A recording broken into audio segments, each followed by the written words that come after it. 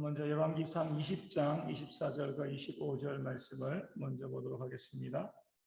우리 구약성경으로 553면이 있습니다. 열왕기상 10장이죠. 10장 24절 25절 20장 10장입니다.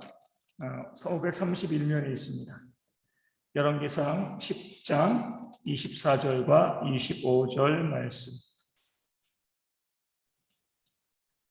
열왕기상 10장 24절과 25절 제가 말씀을 읽어드리겠습니다. 온 세상 사람들이 다 하나님께서 솔로몬의 마음에 주신 지혜를 들으며 그의 얼굴을 보기 원하여 그들이 각기 예물을 가지고 왔으니 곧 은그릇과 금그릇과 의복과 갑옷과 향품과 말과 노새라 해마다 그리하였더라. 아멘. 솔로몬이 지혜를 구한 결과죠, 그렇죠? 물질과 장수와 부귀와 이것을 구하지 아니하고 지혜를 구하니까, 그러니까 듣는 귀를 구한 거예요. 듣는 마음을 구하니까 그에게 지혜가 넘치니까 어때요? 사람들이 그 지혜를 듣기 위해서 온갖 값진 것을 다 가지고 와가지고 솔로몬에게 그 귀한 것들을 드리는 그런 모습이 본문 가운데 나와 있습니다. 여기 우리 성도들이 좀 이 말씀에 좀 지혜를 좀 얻어야 돼요. 우리는 하나님의 지혜는 별로 중요하게 생각하지 않거든요. 뭘 중요하게 생각해요? 금과 은과 돈과 세상의 것들, 이런 것을 추구하려고 하죠. 그런데 오늘 말씀은요, 지혜가 있으면, 하나님께서 주시는 그 지혜가 있으면 사람들이 찾아와서 그 지혜 때문에 구하지 아니한 그 많은 것들을 주지 아니하냐, 이 사실을 우리 가운데 보여주고 있습니다. 먼저 하나님의 나라와 의를 구하면은요, 이 모든 것을 더하시는 역사가 우리 가운데 반드시 일어날 줄로 믿습니다. 그래서 우리가 우리 자녀들 바라보게 되어지면 항상 이 자녀들이 세상에서 좀 잘 되는 것, 좋은 학교 가고 좋은 직장 가고 또 좋은 삶을 많이 기대하고 바라보거든요. 그러면서 그 자녀들을 말씀으로 키우거나 말씀으로 양육하거나 여기에는 별로 관심을 갖지 않습니다. 그래서 우리가 지혜가 없이 그 세상의 것만을 추구하면 아주 그 세상의 것을 맛은 볼 수는 있죠. 열심히 하면 세상의 것을 맛을 봅니다. 하지만 그것을 충분히 누리지 못하고 지혜도 없는 거예요. 우리 자녀들에게 먼저 말씀을 가르치시고 하나님의 지혜를 알려주시면 하나님께서 그 삶에 필요한 모든 것들을 또 능히 채우시고 함께 하실 줄로 믿습니다. 이 솔로몬과 같은 삶을 우리가 추구하는 그런 지혜가 우리 가운데 있어야 할 줄로 믿습니다. 우리 열왕기상 11장 3절 말씀을 보겠습니다. 11장 3절에 왕은 후궁이 700명이요 첩이 300명이라 그 여인들이 왕의 마음을 돌아서게 하였더라. 아멘. 지혜의 왕이잖아요, 그렇죠? 지혜의 왕인데 그 하나님을 향했던 마음을 누가 돌아서겠어요? 여인들이, 사람이 돌아서게 만들었습니다. 우리 삼손도 그렇습니다. 어떻게 보면 그 힘과 능력, 타의 추종을 불허하는 정말 능력 있는 하나님의 사사였잖아요. 나시린이었잖아요. 누가 그의 마음을 움직였어요? 들릴라가. 여인이 그의 마음을 움직였으면 사람이 움직인 거예요. 우리가 지혜가 있다고 해가지고 우리가 그 지혜가 영원한 것이 아니죠. 늘 그 지혜를 추구하고 그 지혜로 살아야 되는데 우리가 지혜를 갖고 있다 할지라도 그 지혜로 많은 것을 소유하게 되어지면 어때요? 그 사람들의 유혹이 우리 가운데 다가오게 되어집니다. 처음 마음을 가지고 살아가는 사람들이 그렇게 많지 않아요. 처음에는 순수하고 진실되게 온전한 모습으로 목회도 하고 세상도 살아가는데 점점 많은 것을 가지게 되어지는 사람들이 또 가지고 있는 것들이 그 사람을 유혹하고 넘어뜨리게 만듭니다. 그래서 우리가 솔직히 우리가 고백을 하셔야 돼요. 내가 많은 것을 움켜쥐고 살아가면 나도 변합니다. 나는 아니야. 이러지 않아요. 내 것이 하나님을 깨달아 알고 내게 있는 모든 것들이 하나님의 것임을 알고 내가 청지기임을 알고요. 기꺼이 하나님을 위해서 그 물질을 쓰고 그 재능을 쓰고 내가 가지고 있는 것을 사용하고 자꾸 내어주어야지만 지혜가 계속 유지되어집니다. 우리 건강도 그러잖아요. 계속 움직여야지 어느 정도 건강이 유지되잖아요. 움직이지 않고 계속 먹으면 아무리 건강했던 사람이다 할지라도 움직이지 않고 계속 먹기만 하면 살이 많이 찌고요. 그로 인해서 여러 가지 질병이 걸릴 수밖에 없습니다.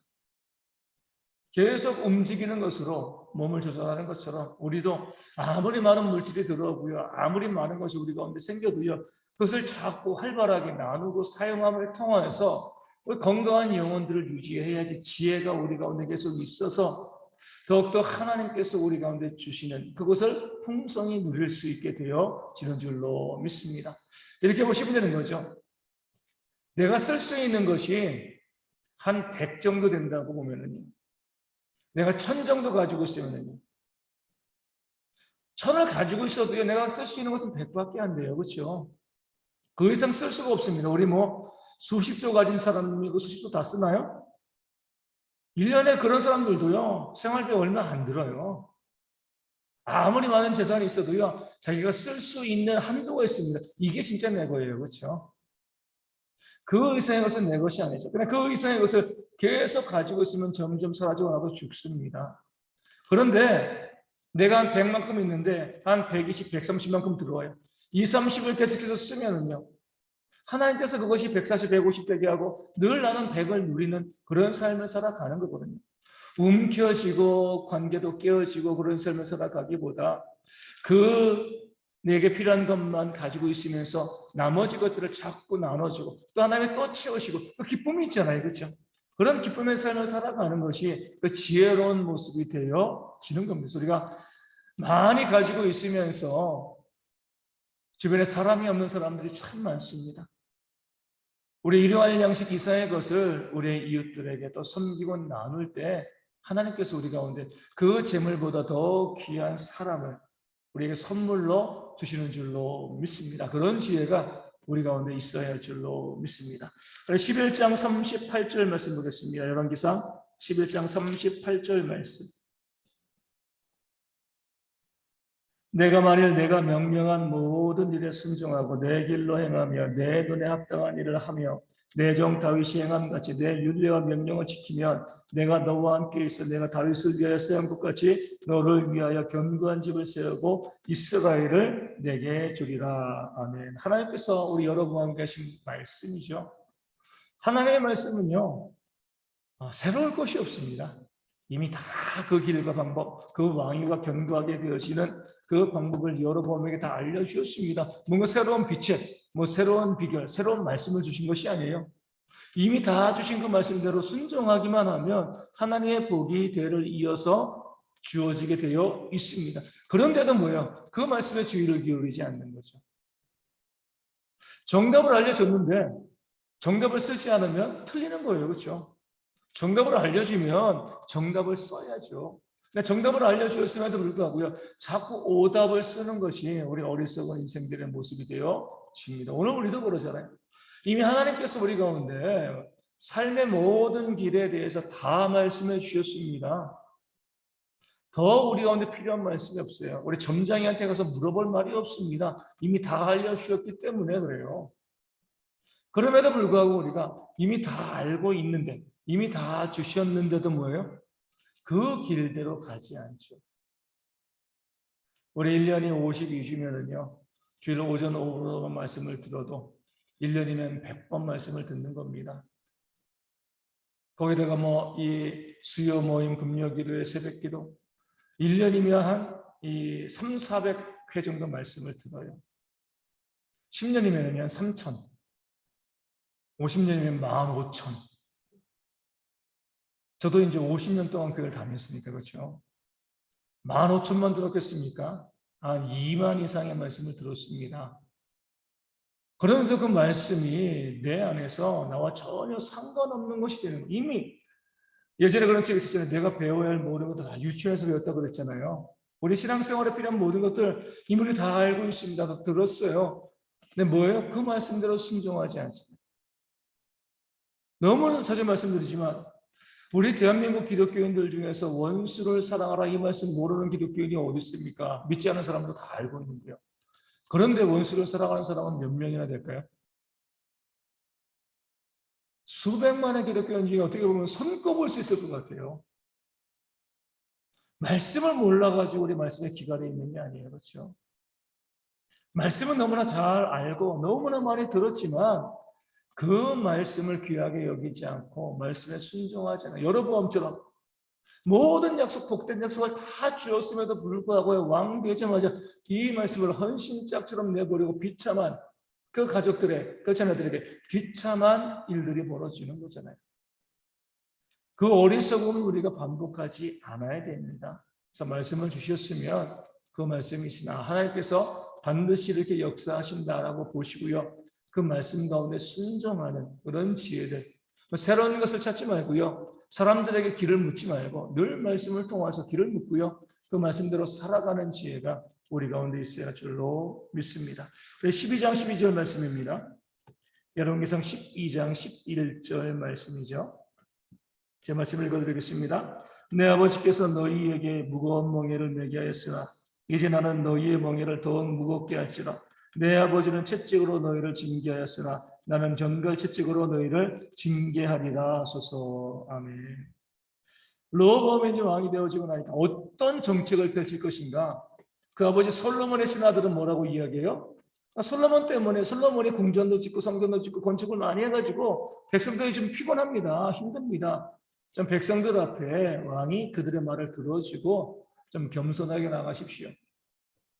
그랬더니 이 르호보암의 친구들, 젊은 친구들은 어때요? 야, 그래도 왕이 폼이 나야지. 왜 왕이겠어? 왕이 어떻게 백성들에게 머리 숙이냐? 더 세게 나가면 백성들이 깨갱하고 말 잘 들을 거야. 이게 왕이야. 이렇게 이야기하는 거죠.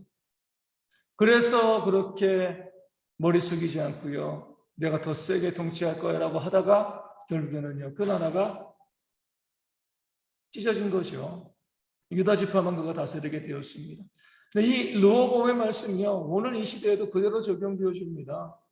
사람들은요, 남 앞에 내가 좀 지도력이 있고 위에 있으면은요, 내가 그 사람 밑에 들어가서 내가 이 어떤 리더인데 정말 겸손하게 그 사람들의 말을 듣고 청취하고 이렇게 하는 것을 갖다 정말 싫어합니다. 힘이 있으면 어때요? 힘으로 억누르려고 하죠. 아, 내가 사장인데, 내가 회장인데, 내가 대통령인데, 내가 뭐 장관인데, 뭐 내가 뭐 여당, 야당 대표인데, 또 교회에서는 내가 목사인데, 내가 장로인데, 권사인데, 힘을 가지고서 힘으로 자꾸 누르려고. 르호보암의 실패가 성경에 이렇게 명백하게 기록되어 있습니다. 그렇게 힘으로 누리려다가 나라의 90%의 생활을 빼앗긴 거잖아요. 그럼에도 불구하고 여전히 많은 사람들이 힘으로 누르려고 해요. 그러니까 내가 다른 사람 밑에서 그 사람들을 섬기는 것을 너무 싫어합니다. 내가 누군데. 물론 우리가 이제 이해할 만은 해요. 왜요? 내가 다른 사람을 섬기면 다른 사람이 그것을 알고 상호 섬기면 얼마나 좋습니까? 근데 내가 다른 사람을 섬기면 어때요? 다른 사람은 자기가 더 높은 줄 알고요. 이 섬기려고 하는 사람을 무시하고 멸시합니다. 이 세상의 악습이거든요. 그러니까 세상에서는 남을 섬기지 못해요. 내가 섬기려고 했을 때 서로 섬기면 얼마나 좋아요. 그런 일들이 세상에서 벌어지지 않습니다. 힘으로 억눌러야지만 어때요? 그래야지만 그냥 말 듣는 거죠. 제가 이제 예전에 말씀드린 것처럼 군대에서 이제 사단장 당번병할 때 뭐 이제 도시 지역에 있었으니까 뭐 여름 되어지면 뭐 그 근처에 있는 회사에서 우리 사단장님한테 뭐 이 회도 많이 떠주고 왜냐면 이제 회사에 어떤 인력 덩어리 필요하면 어때요? 군인들 좀 갖다 쓰려고 군인들이 잘해줍니다. 여름 되어지면 뭐 커다란 수박도 한 통 갖다 주고 그럼 뭐 그 사단장이 어떻게 다 먹어요? 제가 딱 받아가지고 한 몇 조각 주면은 한두 조각 먹고요. 뭐 제가 처리해야 되는 거죠. 저도 그거 다 못 먹잖아요. 못 먹으면 그거 갖고 일일이 이제 화채를 만들어 가지고 우리 이제 이 서단 사령부에 있는 장교들은 안 줘요 제가. 저는 사병이니까 장교들 주면은 야채만한 게 되는 거잖아요.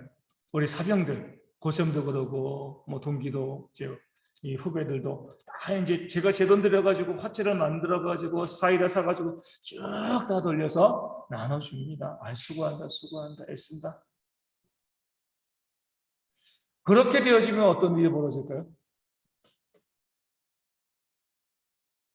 그 다음부터 제가 근무를 서면은요, 근무 교대에 이 쫄따구들이 늦게 와요. 야, 저 고참은 만만해. 막 그냥 이 윽박 지르고 때리고 하는 그런 고참마다 정말 잘 듣습니다. 근데 저는 그냥 좋은 마음을 가지고 아이들 고생한다, 뭐 군대 와서 고생하는데 뭐 이 화채를 만들어 돈 받고 강매하는 것도 아니고 만들어서 갖다 주고 편히 봐주고 그 밑에 있는 그 이제 이 쫄병들을 정말 나름대로 신경 쓰고 딱 그렇게 하니까 만만하게 생각을 하는 거예요. 제가 근무교대인데 뭐 근무도 자주 서지 않지만 교대 시간인데 바로 저러 교대해야 될 이제 당번이 있으니까 쫄따군데 안 오는 거예요. 딱 시간이 됐는데도. 보통 보면 고참이 앞서서 근무하면요 더 빨리 가죠. 안 그러면 큰일 나니까. 고참엔 제가 근무하고 오는데도 늦게 와요. 그래가지고 쭉 이제 저희가 이제 제가 근무하는 곳이 언덕에 있어서 딱 보면은 슬렁슬렁 걸어와요. 그러다가 가까이 오면 막 뛰어오는 거죠. 뭐 큰일이 있어가지고 무슨 불가피한 일이 있어가지고 늦게 온 것처럼. 제가 사람들이 정말 잘해주면 그것을 좀 고마워하고 그런 마음을 가져야 되는데 잘해지면 만만하게 보고 이렇게 하는 것이 세상의 모습이구나. 그러니까 세상에서는요 남에게 숨기는 것 되게 싫어합니다. 그래봐야 소용이 없는 거예요. 내가 그렇게 잘해줬을 때 같이 잘해주면 문제가 발생하지 않는데 내가 아무리 잘해줘도요 그런 거 없어요. 오히려 무시하고 멸시하고요. 그러니까 주인이 종을 섬기면은요 종이 주인을 멸시합니다. 자기가 그 종임에도 불구하고 이런 것들이 죄악된 세상의 모습이죠. 하지만 교회는 거룩한 곳이기 때문에 거기에서 좀 벗어나야지. 남들이 나를 섬기고 누군가 나를 섬기고 그렇게 하면 나도 그의 발을 씻겨주면서 함께 섬기려는 그런 마음을 갖는 것이 바로 교회여야 됩니다. 그런데 오늘 말씀이 나온 것처럼 르호보암도요. 어떻게 보면 믿음의 공동체잖아요. 그 나라 자체가. 내가 백성들에게 숙이면 백성들이 나를 만만하게 보고 깔볼 것이다. 이런 생각이 가득한 겁니다. 친구들의 말을 들어가지고 내가 더 힘으로 통치를 할 거야. 하지만 믿음의 공동체는 세상과 다르기 때문에 그렇게 했을 때 공동체가 갈라지는 그런 모습이 발생했습니다. 우리 교회 가운데도 보면 세상의 모습들이 많이 있죠. 섬기고 또 종이 되어지고 발을 씻겨주면은요. 고마워하지 않고 오히려 무시하고 멸시하는 일들이 교회 가운데도 세상처럼 버젓이 보여집니다. 그런데 사도 바울이 우리가 보여준 건 뭐예요? 그럼에도 불구하고 내가 섬기고 내가 이 겸손히 그 밑에서 그 발을 씻겨 주었을 때 오히려 그런 나를 무시하고 멸시하는 그런 모습이 있을지라도 그것을 알고 더 섬기고 더 겸손히 나아가는 것. 이것이 바로 참된 교회의 모습이다. 그러니까 교회도 세상과 완전히 구별되어서 세상과 다른 원리로 움직이면 좋지만 그러니까 교회도 그렇지 않습니다. 세상에 물을 많이 들었죠. 세상에 물이 많이 들었죠. 그렇기 때문에 우리가 그런 모습을 알고 정말 우리 모든 성도들은요. 내가 남을 섬길 때 이 교회 안에서 다른 사람을 섬길 때 그 사람이 거기에 대해서 좋게 반응하지 않고 오히려 적반하장으로 나오는 경우들이 많이 있을 수 있습니다. 그럼에도 불구하고 더 섬기는 것. 이게 바로 우리가 이 땅에서 소금과 빛의 모습으로 살아가는 그런 교회와 성도가 되어지고요. 그것이 바로 또 우리 몸에 뭐예요? 예수의 흔적을 만들어 내는 겁니다. 그래서 우리가 세상처럼 자꾸 교회 가운데서 우리 자존심 이야기하고 내가 어떤 사람인데 이런 생각이 드는 것 자체가 우리가 예수님을 닮은 모습에서 멀어져 있는 거죠. 예수님은 하나님이심에도요. 사람이 형상을 입고 이 땅 가운데 오셔가지고 모욕당하시고 십자가에 달려 죽으셨잖아요. 그렇다고 하면 우리가 다른 사람들에게 무시당하는 게 뭐가 중요합니까? 그것으로 예수님 그리스도를 인정해 주신다고 하면 그 길을 걸어가는 것. 그래서 자꾸 우리 속에 네가 나를 무시해 이런 마음 드는 순간 우리 이미 시험에 든 거예요. 내가 누군데? 이런 마음이 드는 순간 우리 사단의 시험에 넘어간 겁니다. 이런 생각을 철저히 버릴 수 있는 그런 지혜가 우리 가운데 있을 때 하나님의 역사도 일어나게 되어질 줄로 믿습니다. 우리 12장 28절 말씀 보겠습니다. 열왕기상 12장 28절 말씀. 이에 계획하고 두 금송아지를 만들고 무리에게 말하기를 너희가 다시는 예루살렘에 올라갈 것이 없도다. 이스라엘아, 이는 너희를 애굽 땅에서 인도하여 올린 너희의 신들이라 하고. 아멘. 이 말씀은 우리가 어디서 많이 봤잖아요, 그렇죠? 네, 출애굽기 32장에 31장인가요? 아론이 이스라엘 백성들을 충동을 받아가지고 모세가 시내산에 올라가 있을 때 금송아지를 만들었습니다.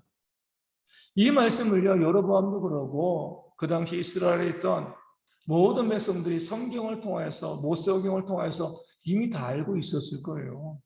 그것이 얼마나 큰 죄인지 다 알고 있었습니다. 그럼에도 여로보암은 금송아지를 만들려고 했고요. 백성들은 그 금송아지 있는 곳에 가서 경배했습니다. 역사의 성경에 나와 있지 않은 처음 일이라면 이해가 가요. 하지만 이미 다 그 전에 광야에서 있었고요. 하나님이 심판하시고 하나님이 정죄하신 그런 일이라고 하면 말씀을 통해서 교훈을 얻어야 되는데 이미 있었던 일을 또다시 그 죄악을 반복하는 어리석음이 이스라엘 가운데 또 여로보암 가운데 있었죠. 그래서 우리가 성경 말씀을 늘 보시면서 이것이 내 삶의 어떤 모습인가, 내 삶에 어떻게 적용되어지는가 바라보시면서요, 잘 적용하시고 똑같은 죄를 반복적으로 범하는 그런 일들 우리 가운데 발생하면 안 됩니다. 상상해서 내 자신의 과거의 일들도 그러고 우리 교회의 모든 일들도 우리 타산지적으로 삼고 나는 저런 똑같은 죄를 내가 범하지 아니하겠다 라는 지혜를 갖고 살아가는 그런 모습이 있어야 할 줄로 믿습니다. 우리 12장 31절과 32절 말씀입니다. 12장 31절 32절 제가 읽겠습니다. 그가 또 산당들을 짓고 레위 자손이 아닌 보통 백성으로 제사장을 삼고 8째 달 곧 그 달 15째 날로 절기를 정하여 유다의 절기와 비슷하게 하고 계단에 올라가되 베델에서 그와 같이 행하여 그가 만든 송아지에게 제사를 드렸으며 그가 지은 산당의 제사장을 베델에서 세웠더라. 아멘. 여러분 세 가지 잘못을 했죠. 하나는 뭐예요? 금송아지 우상 만든 거. 두 번째는요? 뭐라고요? 네? 어떤 거예요? 산당들을 짓고 산당을 지은 것도 잘못된 거지만 그 다음에 뭐가 있어요? 자격이 없는 자를 제사장으로 세운 거죠. 세 번째는 뭐예요? 절기를 바꿨죠. 예루살렘에서 절기 있을 때보다 먼저 절기를 해서 굳이 올라갈 필요가 없도록 만든 거죠. 이게 바로 교회의 부패. 하나님 아닌 물질을, 금송아지를 섬기는 것이 교회의 부패고요. 두 번째, 교회가 어떻게 부패하는가? 소명이 없는 자가 교회의 일꾼이 되어지는 겁니다. 자격이 없는 자가 목회자가 되어지고 장로와 권사와 또 안수집사, 교회의 일꾼들이 되어지는 거죠. 우리는 항상 내가 이 직분에 내 소명이 있는가? 거기에 대해서 우리가 항상 고민하고요. 그 소명을 분명히 고백할 수 있어야 됩니다. 자격이 없는 자가 제사장이 되어지니까 돈을 받고 제사장을 시켜주니까 당연히 그런 사람들이 어때요? 그 종교를 부패하게 만들 수밖에 없고 또 왕에게 하나님께 충성하는 것이 아니라 왕에게 충성할 수밖에 없는 그런 모습이 있게 되어지는 겁니다. 그래서 절기의 날짜를 바꾸는 것도 마찬가지죠. 자신의 권력을 위해서 교회의 일을 하는 거예요. 내 권력을 유지하기 위해서 어떤 일들을 제정하고 만들어 나가는 겁니다. 그러니까 권력 중심적으로 살아가는 거죠. 이런 모습이 있을 때 교회가 권력을 주장하고 그 권력에 따라서 행사를 만들고 일을 만들 때 그럴 때 교회가 부패하게 되어지는 겁니다. 물질을 숭배하고요. 자격이 없는 자들이 일꾼으로 세워지고 또 권력을 누리려고 할 때 교회는 반드시 부패하게 되어집니다. 우리가 쭉 보게 되어지면 그런 교회들이 있잖아요. 함부로 우리 일꾼들을 세우거든요. 돈을 받고 일꾼들을 세우기도 하고요. 정당하게 교회가 절차를 밟아서 물론 그렇게 정당하게 세워진 사람들 중에서도 자격이 없는 자들이 있어요. 하지만 일단 우리가 정당하게 세워졌다고 하면 그것을 인정하고 받아들이면 되는데 정당한 절차를 밟지 아니하고 일꾼들을 세워가는 그런 모습이 있게 되어지면 교회가 심히 흔들릴 수밖에 없습니다. 우리가 미국의 역사를 통해서 보면 우리 이 서부 개척의 시대죠. 서부 개척의 시대에 교회가 많이 이제 타락하게 되었습니다. 왜 많이 타락하게 되었냐면 계속 서부로 개척하면서 이 미국 땅 떠올려 넓잖아요. 뭐 저는 안 가봤지만 이 땅도 넓은데 그 땅은 정말 넓잖아요. 가는 곳곳마다 마을이 세워지고 또 교회를 세우는데 목사가 없잖아요. 그 당시에 미국 장로교회에서는 다 준비되어진 사람이 아니면 목사를 세우지 않았습니다. 그러니까 교회는 있는데 목회자가 없는 그런 일들. 목회자를 요청하면 기다려봐. 아직 졸업 안 했어. 아직 준비 안 됐어. 다 과정을 마치고 난 다음에 목회자로 보내줄 거예요. 그렇게 다 과정을 마치면 대도시에도 목회자가 부족하니까 그 지방 시골까지 가는 사람들이 없었던 거죠. 그래서 어떻게 보면 국려지책이지만 이 간단하게 신학 공부를 시키고 아니면 교회 가운데 신앙이 좋은 사람들을 그냥 이 목회자로 세우는 그런 일들이 미국 교회 가운데 발생했죠. 그러면서 미국 교회의 신앙이 타락하기 시작했습니다. 물론 교역자를 많이 배출하지 못한 사람들의 교만도 있지만 자격이 없는 자들의 교회 목회자가 되어지면서 자격이 없으니까 어때요? 진리를 분별하지 못하고 그렇기 때문에 세속적인 것들이 계속 교회에 들어오면서 교회가 점점 문제가 발생하게 되어지는 것이죠. 우리가 항상 교회 가운데 소명이 있는 자들이 일꾼으로 세워질 수 있도록 기도하시고 그런 일꾼을 세우는 교회가 될 수 있도록 또한 우리가 기도해야 하는 줄로 믿습니다. 13장 18절 말씀 보겠습니다. 13장 18절 말씀. 그가 그 사람에게 이르되 나도 그대와 같은 선지자라. 천사가 여호와의 말씀으로 내게 이르기를 그를 내 집으로 데리고 돌아가서 그에게 떡을 먹이고 물을 마시게 하라 하였느니라 하니 이런 그 사람을 속임이라. 아멘. 하나님의 일꾼이 하나님의 사람이 이제 이 베들레헴에서 이제 이 여로보암을 만났죠. 그리고 여로보암이 자기 집으로 궁전으로 가자 그러니까 하나님께서 마시지도 말고 먹지도 말고 오던 길로 돌아가지도 말고 이렇게 이제 말씀하셨다고 해서 그냥 지나갑니다.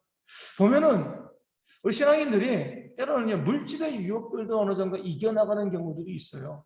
근데 어디에 걸려요? 오늘 말씀에 나온 것처럼 영적인 속임수에 걸려 넘어가는 일들이 참 많이 있습니다. 물질의 욕심도 이기고 물질의 유혹도 이겼는데 그 영적인 속임수에 넘어가서 이단에 빠지고 잘못된 길로 걸어가는 사람들이 이 땅 가운데 많이 있는 거죠. 그러면서도 이 선지자가 무엇을 잘못했어요? 하나님께서 자기에게 말씀하시고 내용이 바뀔 리가 없잖아요. 그렇죠? 하나님은 변개치 않는 분이니까. 만약에 바뀐다 할지라도 누구에게 말씀하시는 거예요? 다시 그 사람에게 이야기하겠죠. 다른 사람에게 나타나셔가지고 내용 바뀌어서 이렇게 말씀하시는 하나님이 아닌 거죠. 말씀에 온전히 서 있지 못하니까 하나님의 일꾼이라 할지라도 속임을 당하고요. 범죄하게 되어지는 겁니다. 그래서 우리가 항상 하나님의 말씀 가운데 온전히 서야지 영적인 미혹에 우리가 빠지지 않습니다. 세상은 사단은 우리 가운데 때로는 물질로 유혹해서 안 되고요. 또 권력으로 유혹해서 안 되면 영적인 것으로 우리를 유혹합니다. 근데 오히려 이 영적인 것에 넘어가는 사람들이 훨씬 더 많이 있습니다. 그래서 우리가 말씀에 굳건히 서야지 그 영적인 유혹을 이길 수 있다는 사실들을 기억하시고 말씀에 굳건히 서는 신앙들이 우리 가운데 있기를 바랍니다. 17장 7절 말씀 보겠습니다. 열왕기상 17장 7절.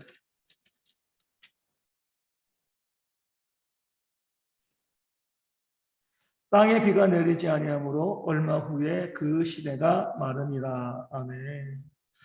엘리야를 통하여서 아합의 죄로 인하여서 하나님께서 기근을 선포하시니까 어때요? 비가 안 왔죠. 땅에 다 말랐습니다. 하나님께서 엘리야를 어디에다가요? 그리 시내가에 보내시고 거기에서 까마귀들을 명하여서 어때요? 아침에도 떡과 고기를 저녁에도 떡과 고기를 가져왔고 거기서 가장 중요한 그리 시내가였기 때문에 그 시냇물을 마셨습니다. 그런데 어때요? 그 시내가 말랐죠. 하나님께서 시내를 안 마르게 하실 수 없나요? 있죠. 우리 광야에서도 물을 내셨는데요. 그렇죠? 뭐 그 얼마나 어려운 일이라고 뭐 죽은 자도 살리시는 뭐 천지를 창조하신 하나님께서 엘리야가 숨어 있는 그 그리 시내가 그 물을 왜 못 마르게 하시겠습니까? 마르지 않도록 얼마든지 역사하실 수가 있는 거죠. 근데 왜 마르게 하셨어요?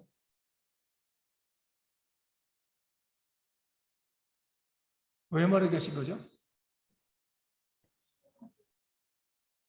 시험이라기보다 두 가지 이유가 있습니다. 하나는 그렇게 나중에 보게 되어지면 이제 예, 엘리야가 이제 오버데를 만나잖아요. 근데 오버데가 뭐라고 이야기해요? 아합이 당신을 안 찾은 것이 없습니다. 만약에 그리 시내가에 계속 있었으면 물을 찾고 했기 때문에 어찌되었건 엘리야를 찾아낼 수밖에 없는 거죠. 엘리야의 안전을 위하여서 또 물을 마르게 하신 겁니다. 하나님의 능력이 없어서가 아니죠. 그리고 어디로 보내신 거예요? 사르밧 과부에게 그 과부를 구원하시기 위함이죠. 그러면서 이렇게 생각해요. 왜 하나님께서 그러면 피하게 하시면 뭐 다른 나라 왕궁에 좀 보내시지 왜 먹을 거 없다는 그 과부에게 보내시는가? 왜요? 그도 엘리야를 숨기기 위함이죠. 나중에 오버데가 이야기했잖아요. 다른 나라에 다 찾아가가지고 엘리야 왔냐? 맹세히 했습니다. 왕궁에 가 있으면 전쟁을 해서라도 엘리야를 찾아왔을 거예요. 과부의 집에 숨어 있으면 누가 알아요? 이스라엘 내에 있으면 어떻게 해서든지 죽여갈 수 있지만 다른 나라까지 가지는 않잖아요. 하지만 왕궁에 있으면 알지만 과부의 집에 있으면 알지 못하는 거죠. 단순히 왜 하나님께서 그 능력 있는 하나님께서 엘리야를 이렇게 힘들게 하시지? 왜 엘리야의 양식을 끊으셨을까? 이렇게 생각하시면 안 돼요. 어떻게 보면 고난과 어려움, 엘리야에게 다가온 물이 떨어졌으니까 고난과 어려움이죠. 고난과 어려움으로 더욱더 엘리야를 살리시는 그런 하나님의 역사가 있게 되어지는 겁니다. 어제 좀 일이 있어서 서울에 갔다가 이제 또 사람들 만나고 또 이제 제가 아는 이제 후배 이야기를 들었어요. 한 달쯤 되었는데 주일날 아침 일찍이 교회 오기 전에 요즘 날이 밝으니까 아침 일찍이 그 친구가 갑자기 자전거를 타고 싶었다는 거예요. 평상시 자전거 타는 친구가 아니거든요. 자전거도 없어요. 집에 아들 자전거가 있었거든요. 주일날 아침에 왜 갑자기 자전거를 타고 싶은 마음이 들어가지고 그 자전거를 이제 한 바퀴 돌고 와서 이제 예배 가려고 아침에 일찍 일어나가지고 자전거를 타고 이렇게 쭉 가다가 이 도로 경계석에 부딪혀서 자전거 한 바퀴 굴렀다는 거예요. 그래가지고 기절해가지고 쓰러져 있었던 거죠. 지나가던 할머니가 보고 깨워가지고 그래가지고 이제 병원에 갔더니 척추뼈가 골절돼요.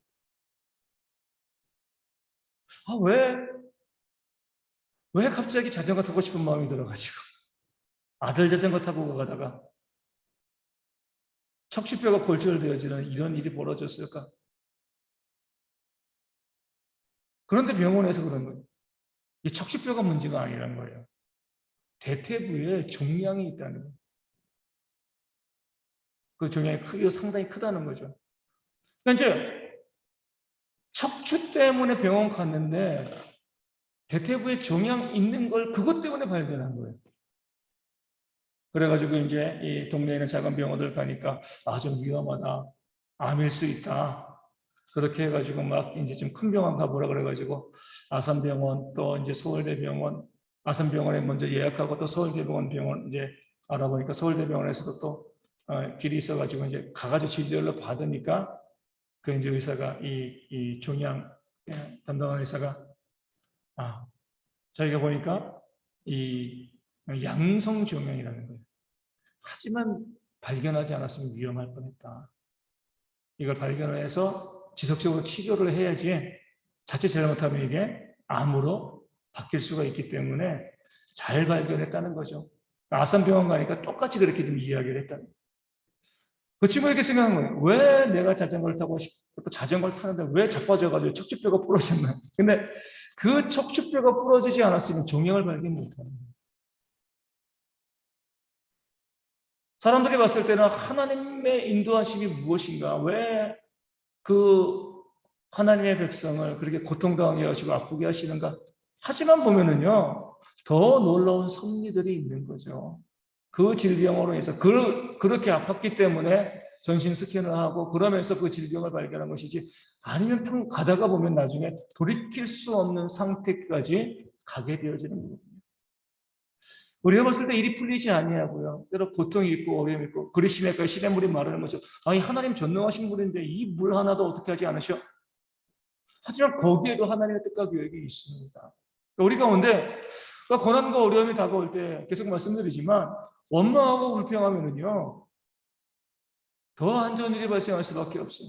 여기에도 하나님의 뜻이 있다. 척추뼈가 부러지는 큰 사고잖아요, 그렇죠? 하지만 그 사고가 없었으면은요 목숨을 잃을 수도 있는 게 중요한 때문에 그 사고로 인하여서 목숨을 건질 수 있게 되어 쉬는 거죠. 소리 가운데 고통도 있고 어려움도 있고 삶의 문제도 있고 여러 가지 많은 그런 일들이 다가올 때에 왜 나에게 이런 고난이 있습니까? 이렇게 불평하고 원망하기보다 여기에서 하나님이 두신 그 뜻이 무엇인가? 이 고난과 고통과 어려움을 통해서 나를 또 어떤 길로 인도하실 것인가? 이것을 바라볼 수 있는 그런 지혜가 우리 모두 가운데 있어야 할 줄로 믿습니다. 우리 17장 9절 말씀 보겠습니다. 17장 9절. 너는 일어나 시돈에 속한 사르밧으로 가서 거기 머물라. 내가 그곳 과부에게 명령하여 내게 음식을 주게 하였느니라. 아멘. 앞서 말씀드린 것처럼 왕도 아니고 유력한 자도 아니고 가난한 과부에게 왜 보내십니까? 그 이유는요 엘리야도 살리고 그 과부도 살리기 위해서인 거죠. 그 과부에게 엘리야는 큰 도전이잖아요. 아들과 이제 떡 만들어 먹고 죽으려고 하는데 와가지고 물 달라, 떡 달라, 나를 위해 먼저 달라. 그러면서 만약에 나를 위해서 떡을 만들어주면 말도 안 되는 약속을 하잖아요. 기근이 끝날 때까지 통의 가루가 또 병의 기름이 다하지 않을 것이다. 계속 나올 것이다. 이게 무슨 동화 같은 얘기예요. 하지만 그 과부는 지혜롭게 그 말을 믿고 엘리야에게 먼저 떡을 만들어주고 그와 그의 아들이 살게 되어진 거죠. 그래서 보게 되어지면 이 가난한 자가 때로 하나님께 헌신해야 될 그런 상황들을 하나님께서 요구하실 때가 있습니다. 가난하게 많이 드릴 수는 없어요. 하지만 하나님을 위해서 내가 헌신할 수 있는 길들을 하나님께서 열어주실 때 이게 축복의 통로가 되어진다는 소리를 좀 기억하셔야 돼요. 내가 힘들고 어려우니까 봉사하지 못해. 내가 헌신하지 못해. 힘들고 어려운 상황이라 할지라도 내가 할 수 있는 최선을 다해서 하나님께서 우리에게 헌신을 요구하시죠. 왜요? 마중물이잖아요. 이 펌프에 마중물을 넣어야지 펌프질을 해야지 물이 계속 나오는 것이지 마중물을 넣지 않고 아무리 펌프질을 하면 물이 나오지 않습니다. 하나님께서도 우리 가운데 공의로우신 분이시기 때문에 우리 가운데 축복해 주실 어때요? 그 근거가 있어요. 내가 하나님께 물질로 헌신하지 못하면 내가 기도로도 헌신하고요. 봉사로도 헌신하고 내가 할 수 있는 최선의 길은 얼마든지 있습니다. 나 아무것도 하지 않으면서 나 가진 것이 없으니까 하나님 나 아무것도 할 게 없어요. 그냥 복 주세요. 그렇게 복 주시는 하나님이 아니시죠. 이 사르밧 과부는 그 떡 하나죠. 근데 뭐가 지혜로운 거예요? 그 떡을 먹어도 죽고요. 안 먹어도 죽는 거예요. 만약에 그 떡을 먹고 살 수 있으면 주지 않았겠죠. 그런 것을 하나님이 요구하시는 게 아니에요. 야, 그거 하나님께 드려도 그만, 안 드려도 그만. 그러니까 내 삶에서 내가 이것을 내가 가지고 있어도 이거 없으면 이거 지나고 나면 죽는 거고 더 이상 없고. 그런데 하나님께 어차피 죽는 건데 하나님께 내가 또 헌신하고 드리는 그런 마음, 그런 최선을 다하는 마음이 있을 때 하나님의 뜻을 보시고 더 풍성하게 채워주시는 그런 은혜가 있습니다. 우리가 항상 나를 구원하신 그 하나님께 내가 무엇으로 헌신할 것인가 바라보시면서 헌신하는 그런 열심이 좀 있어야 돼요. 그럴 때 하나님께서 그것을 보시고 더욱더 큰 은혜와 복으로 채워주실 줄로 믿습니다. 우리 19장 4절 말씀 보겠습니다. 열왕기상 19장 4절. 자기 자신은 광야로 들어가 하룻길쯤 가서 한 로뎀나무 아래에 앉아서 자기가 죽기를 원하여 이르되 여호와여 넉넉하오니 지금 내 생명을 거두시옵소서. 나는 내 조상들보다 낫지 못하니이다 하고. 아멘. 아마 이 말씀 때문에 야고보 장로가 야고보서에서 엘리야는 우리가 성경이 같은 사람이다 이렇게 이야기했을 거예요. 구약을 대표하는 선지자이잖아요. 그럼에도 어때요? 이세벨이 위협하니까 하나님 나 죽겠습니다. 나 하기 싫습니다. 죽여주세요. 심각한 우울증에 빠진 거죠. 그렇죠? 하나님의 일꾼도 이럴 수 있다는 거예요. 하나님의 사실도 우울증 걸릴 수 있습니다. 뭐 모든 일들이 내 마음대로 되는 거 아니잖아요. 안 될 때도 많이 있어요. 그런 고난과 어려움이 다가올 수 있다는 거예요. 그러니까 우리와 성정이 같은 거죠. 그래서 우리가 항상 보면은 우리 목회자들 바라보면서 이 목사님들은 우리 전도사님들은 이 삶의 문제도 없고 고난이 있어도 늘 웃으면서 잘 이겨낼 거예요. 그러지 않습니다. 우리도 힘든 건 다 같이 힘들어요. 성정이 똑같은 그런 모습이 되어지는 거죠. 그렇기 때문에 우리가 항상 내가 지금 문제가 없다고 해가지고요. 다른 사람이 시험에 들거나 우울증에 빠지거나 힘들고 낙심하고 있을 때 함부로 비난하거나 정죄하시면 안 돼요. 야, 목사가 저래서 장로 권사 집사가 저래가지고 나와 똑같으면 누구나 다 똑같은 것이 우리 인간의 모습인 거죠. 그렇기 때문에 우리 가운데 힘들어하고 아파하고 낙심하고 또 처져 있는 사람들이 있으면 뭐 하시면 되는 거예요? 위로하시고 격려하시면 돼요. 야, 신앙이 믿는 자가 뭐 그래 이렇게 하지 마시고 위로하고 격려하는 그것이 결국 나를 지키는 길이 되어지는 겁니다. 우리 마지막으로 하나만 보겠습니다. 우리 열왕기하 3장 11절. 열왕기상 넘어가고 열왕기하 3장 11절 말씀 보겠습니다. 여호사밧이 이르되 우리가 여호와께 물을 만한 여호와의 선지자가 여기 없느냐 하는지라 이스라엘 왕의 신하들 중에 한 사람이 대답하여 이르되 전에 엘리야의 손에 물을 붓던 사밧의 아들 엘리사가 여기 있나이다 하니 아멘. 여호사밧의 습관이죠. 옛날에 아합과 함께 있을 때도 뭐예요? 우리가 여기 물을 만한 선지자가 없습니까? 지금도 뭐예요? 우리가 물을 만한 선지자가 없습니까? 비록 악인과 동행하는 그런 죄를 어리석음을 범하긴 했지만 이 여호사밧은요 항상 뭐예요? 어떤 문제가 있거나 하나님께 묻고 또 묻고 하나님께 물어보는 좋은 습관을 여호사밧 왕은 가지고 있었습니다. 우리도 마찬가지예요. 우리의 지혜가 뛰어나면 얼마나 뛰어나겠습니까? 연약하죠. 항상 뭐예요? 하나님께 묻고 또 묻고 말씀을 들춰보면서 하나님의 뜻이 무엇인가 발견하시고 그 뜻대로 순종하는 그런 지혜가 우리 모두 가운데 있어야 할 줄로 믿습니다.